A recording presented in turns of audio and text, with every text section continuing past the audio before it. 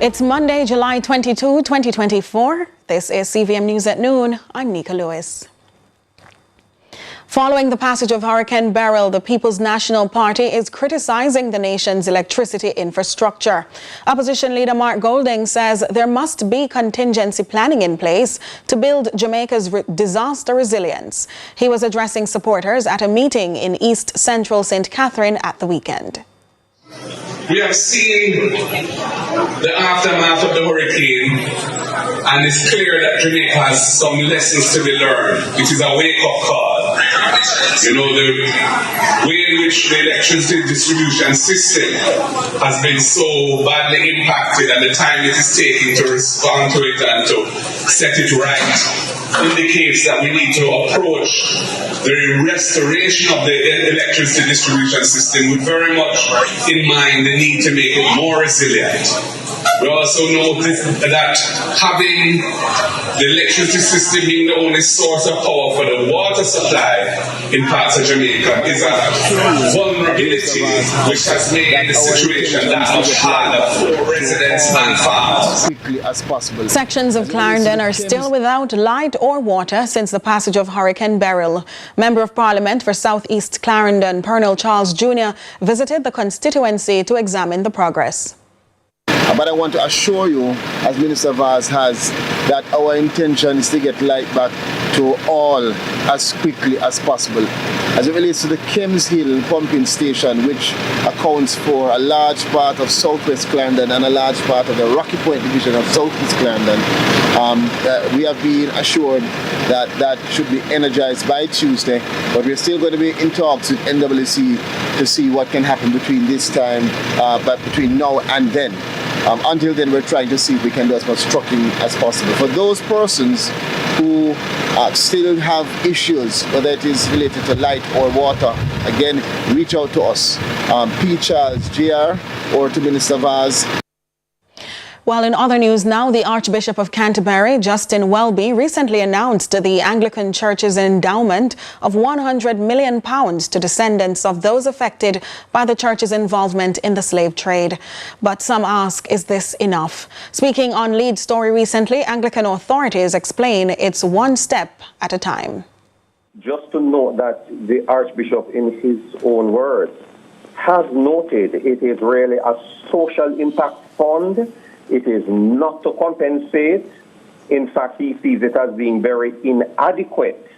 But instead, it is an attempt to show ownership and confession and facilitate a way forward. Worthy of note, it is the descendants of the enslaved who are determined how this social impact fund is to be used and benefited from. If we're going a journey of 1,000 miles, yes, you take the first step, yes, until you cover the 1,000 miles. The Anglican Church has been a bit conservative, I would certainly admit, but it certainly does not belong to a radical tradition. And there are members who don't like a radical tradition. So we actually have to look at what congregations want. A recent study among members of the police force has found that most of them are depressed, some even clinically diagnosed. This information has left one researcher concerned about the impact on how officers could serve and protect. Here's Trisha Gay Kelly with the findings. The Jamaica Constabulary Force JCF's mission to serve and protect may be in jeopardy after a study conducted by researchers including Dr. Paul Bourne revealed that majority of the force suffers from depression. 32% of males in the force indicated some level of depression, while 72% of females indicated same. This means that the women in the force are twice likely to be depressed than their male counterparts. Dr. Bourne says this data could explain why some officers react to matters the way they do. This means a whole lot. What we can impute from that is based on the behavior of some police officers that we are seeing out there on the street with the public. Now we can sort of understand why a number of the officers are behaving as they are. Dr. Bourne, who works alongside JCF members, has observed that their duties are far beyond that of the average Jamaican. About 12% of officers in Jamaica, police officers that is, are at a moderately to a high level of depression. And 6% of them are what is called clinically depressed individuals, which means they are the ones who should be on medication and getting treatment from their doctors. But this has left the researchers concerned as the police have access to dangerous weapons. And if a member of the force is triggered, the impact of this depression could pose a threat, not only to him or her, but anyone nearby. Police officers arbitrarily having guns in their hand at a stage when they are depressed. So this now means that what we should be doing now is assessing all the officers, particularly now within the context of what our findings are saying. And if it is that we find out that officers are depressed, particularly clinically depressed, these officers should be taken off frontline duty and taken off frontline duty now.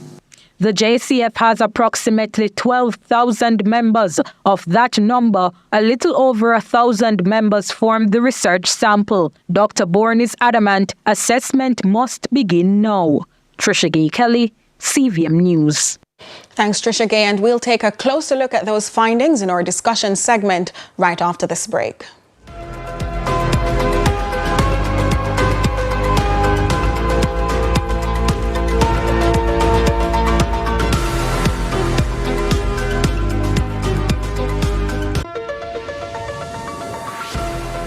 Golden years that shine brighter, and nutrition plays a vital role in keeping our seniors healthy and happy. Studies have shown that in Jamaica, nearly 35% of men 65 years and older and 10% of women the same age are underweight. As we journey through life, nutrition remains essential. But as we age, it becomes even more crucial.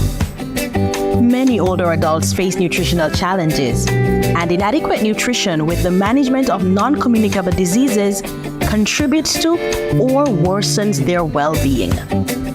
If older persons are losing weight rapidly or have loss of appetite or difficulty swallowing, please take them to a doctor or the nearest health center. Let's help our seniors stay happy and healthy with good nutrition. This is a message from the Ministry of Health and Wellness. Hey, how was school? It was really good, but I'm really hungry. Can we get some juicy patties? Sure we can.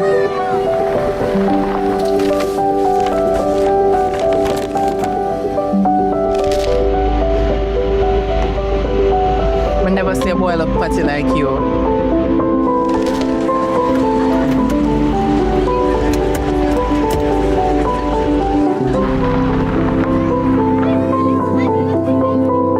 Hey son, you good? No, Dad, I'm starving. Can we get some juicy patties?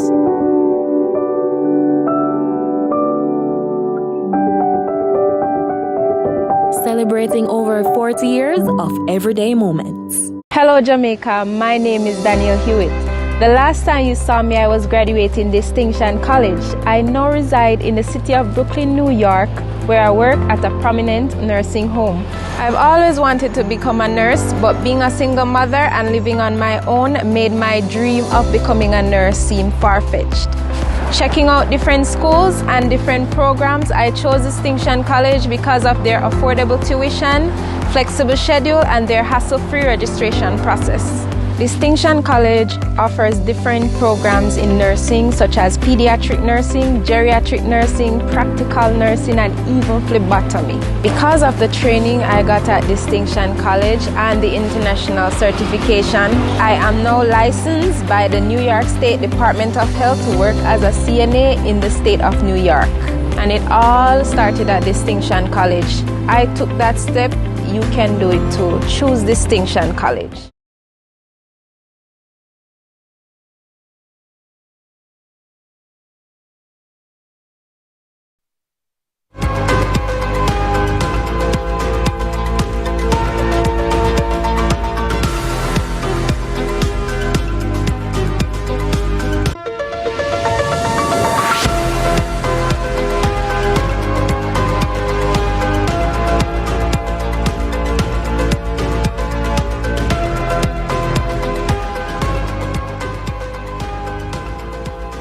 Welcome back. It's time for our discussion segment, and we are focusing on depression in the Jamaica Constabulary Force. That's the JCF. You know them typically as members of the police force or the police. So a study was conducted recently by Dr. Paul Bourne and his team, and that study revealed that majority of JCF members suffered from some form of depression, some even critical. How can this be addressed? That's one of the questions we're asking today. Joining us, of course, we have two amazing guests who are authorities on the matter. We have the researcher himself, Dr. Paul Bourne, in studio with me. And on Zoom, we are being joined by quantum transformational psychologist, Dr. Leakim Semaj. Welcome, gentlemen. Welcome, welcome. My pleasure. Indeed. Well, we'll start with you, Dr. Bourne. You are the man of the moment. So your study shows that members of the force have recorded higher levels of depression than the average Jamaican. Please expound on that. Oh, well, we did a study earlier in last year that revealed that certain percentage of males were depressed, and we thought, what better way to actually do some more work by looking at the police, given that they were out on the streets and were actually called to do so many things. So we did a study, which of 750 police officers across the 19 police divisions. And the findings are somewhat startling and hurt me somewhat, because when I actually saw them, it meant something for us.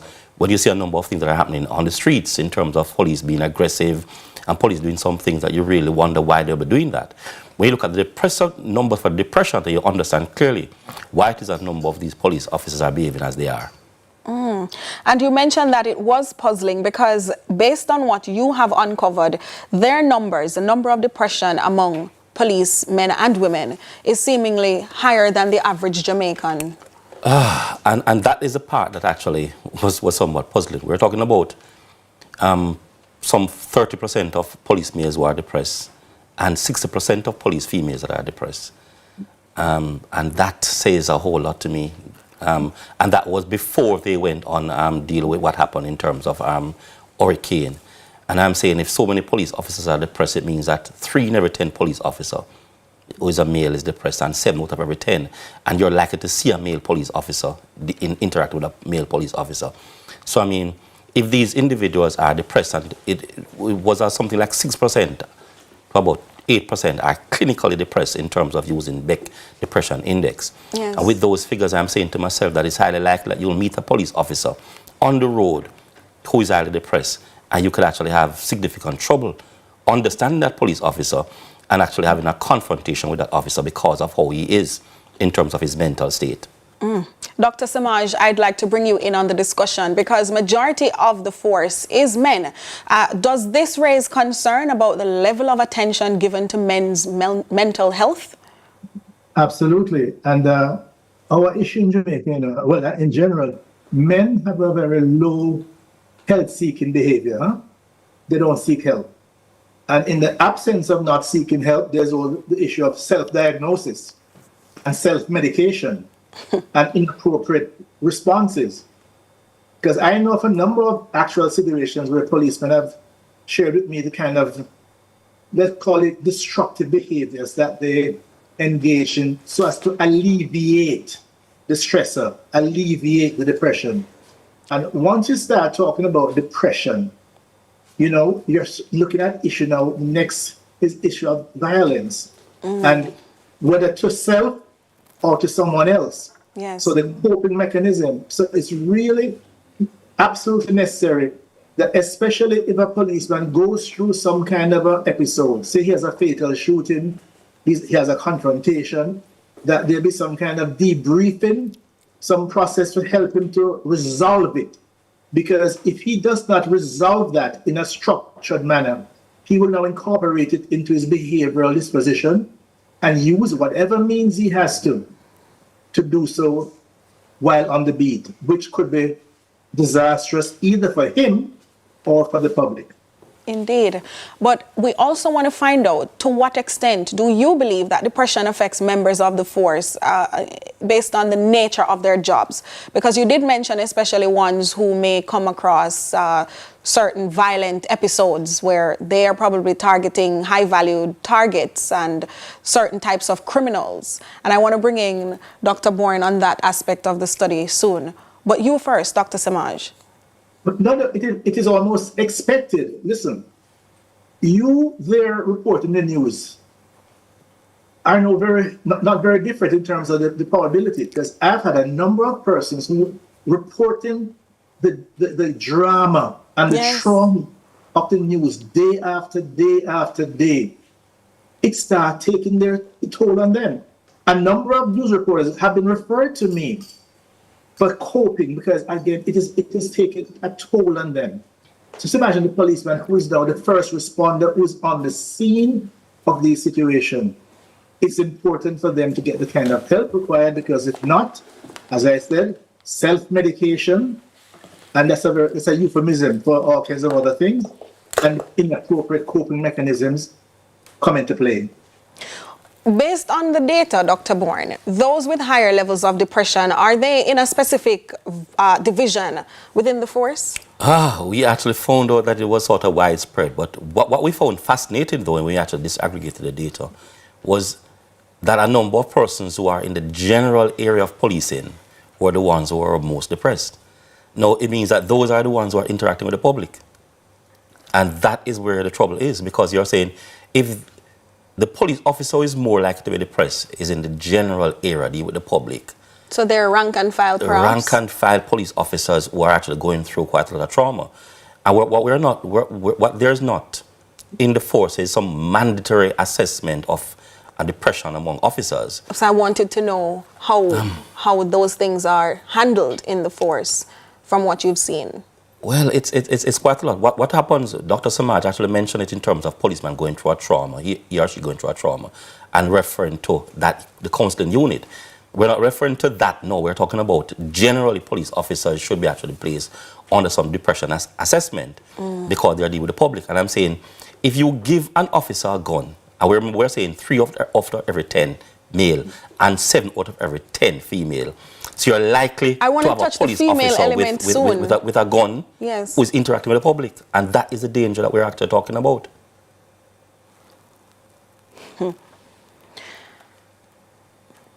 Dr. Samaj. I'm hearing you. We know that we spoke about men's mental health, but here we are, we have 7 out of 10, out of every 10. Bourne, females who are depressed in the police force. Should that be concerning to us with a nation with so many single-parent households and some of them being led by women? Absolutely. And the case of, say, women in the police force or any other kind of unit which is a male-dominated environment, she has extra forces to deal with. So that the pressures on the work, on the job, are also more than the same, more than she would anywhere else, more than someone working in an office.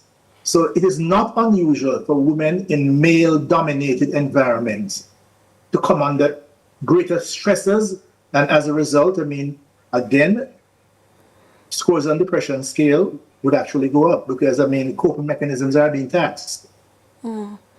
Well, I want to ask you, Dr. Bourne, you made some recommendations coming out of this study. What were the highlights of those recommendations for those grappling especially with depression in the force? One fundamental recommendation that we are actually purporting is that police officers go through mandatory assessment, possibly every quarter, to sort of see where they are. What we're trying to do now is to establish the level of depression among these officers, and we're saying if these officers are found to be highly depressed, we're saying take them off a frontline